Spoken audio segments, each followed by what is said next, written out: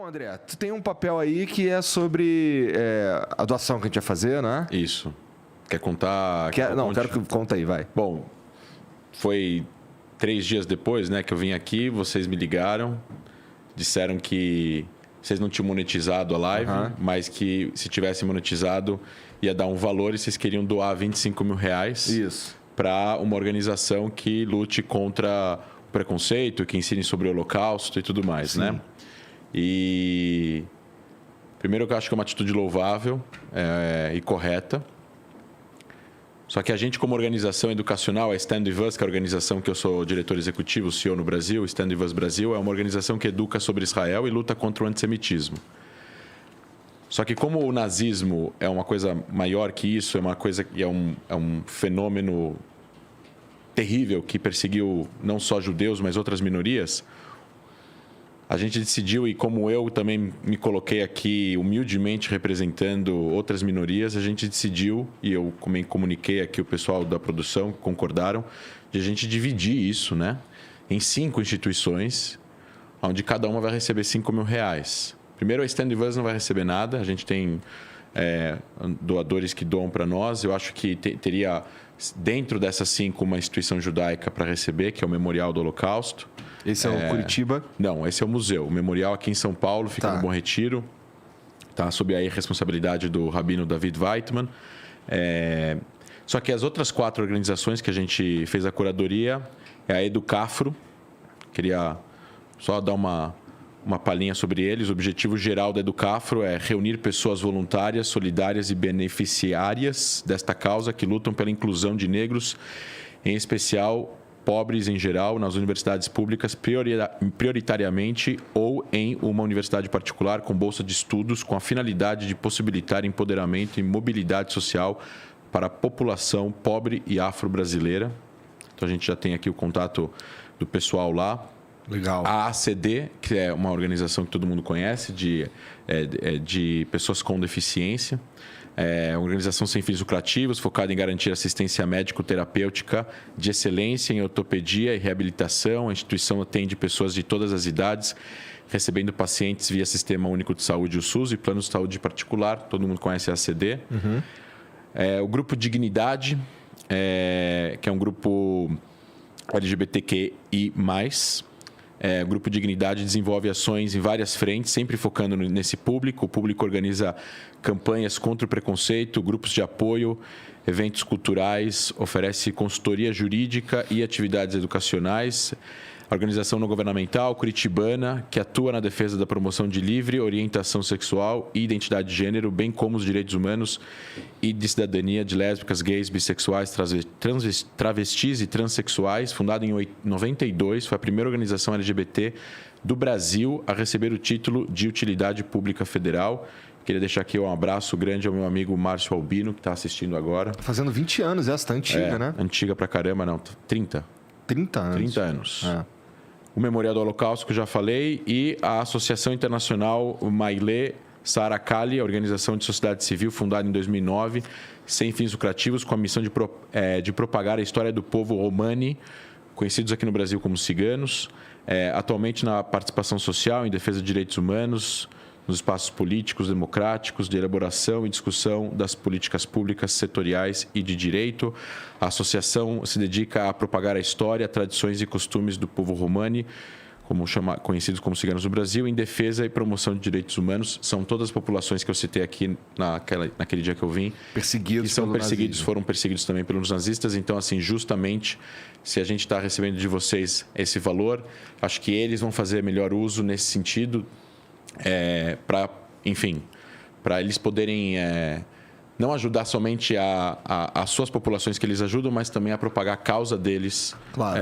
No Brasil. A gente até recebeu, uma das organizações disse que esse valor que eles vão receber banca a ceia de Natal inteira deles. Então a gente ficou bastante emocionado e grato de poder participar disso.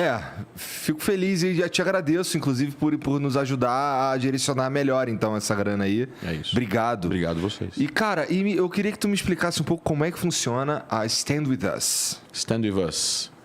Cara, essa é uma história que começa em 2001. Começa durante a segunda intifada, que foi o levante palestino contra a presença de Israel na Cisjordânia e Gaza. Foi, na verdade, uma guerra assimétrica que acontece nos anos 2000. Eu não sei se algumas pessoas devem lembrar, teve negociações de paz entre Israel e os palestinos. Por que tu chama de guerra assimétrica? Grupos terroristas contra Israel. Tá. Não era exército contra exército. Entendi. Se a Ucrânia for invadida pela Rússia, vai ser tanque contra tanque, avião contra avião. Aqui era homem-bomba se explodindo em shopping, em ônibus, e Israel tendo que fazer incursões, que é o que acontece hoje em dia na faixa de Gaza, mas naquela época não era na faixa de Gaza, era em geral. Era na Cisjordânia também, era dentro de Israel. E aí você não vê o inimigo, você não vê onde o cara chega de carro, chega de ônibus, com um casaco, e se explode dentro de um ambiente onde tem civis. Mata a maioria de civil. Isso, e se mata. Ele tem interesse de morrer, né? Então é muito difícil você tem que fazer uma série de coisas para poder evitar que pessoas continuem morrendo. Então nessa época, era uma época onde Israel estava usando o seu aparato militar pela primeira vez dentro de territórios onde os palestinos moravam. Até então, o aparato militar que Israel tinha não era usado dessa forma. O aparato militar que Israel tinha era usado mais como uma força policial, uma força de defesa para conter protestos violentos, mas era mais uma forma, de conter protestos radicais, mas não o hardware que a gente fala, tanques, aviões, artilharia, helicóptero e tal, nunca foi usado. É a primeira vez, e as imagens eram muito ruins. Porque início dos anos 2000, tudo isso? 2000, começa em 2000, em setembro de 2000, chama Al-Aqsa, Intifada Al-Aqsa, que é o nome da mesquita em Jerusalém. Era um levante popular, enfim, eram mortos todos os dias. E existia muitos ataques a grupos de judeus nos Estados Unidos, principalmente nos campos universitários, pessoas que se identificavam, tentavam pelo menos explicar a posição de Israel, ou falar pelo menos que os israelenses também não têm que morrer por causa disso. E existia muito antissemitismo travestido aí de ódio contra Israel, e isso acaba gerando aí um encontro de pessoas da comunidade judaica lá de Los Angeles que se encontram e falam: a gente tem que fazer alguma coisa para pelo menos educar as pessoas da comunidade judaica. Nem todo mundo tem conhecimento a respeito da história de Israel, de como se deu essa situação, do que gerou e tudo isso, porque não tem como explicar. Para você explicar 2001, você tem que explicar o que aconteceu desde 1860, né? Que tem que passar pela história inteira. Então, era uma organização que se criou como organização educacional para educar as pessoas dentro e fora da comunidade judaica.